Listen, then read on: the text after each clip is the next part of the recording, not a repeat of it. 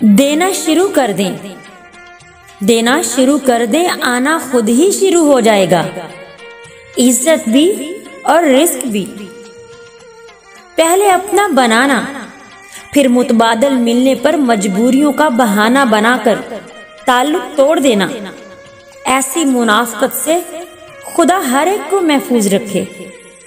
कहने लगा मुझे माफ कर दो, मैं शर्मिंदा हूं।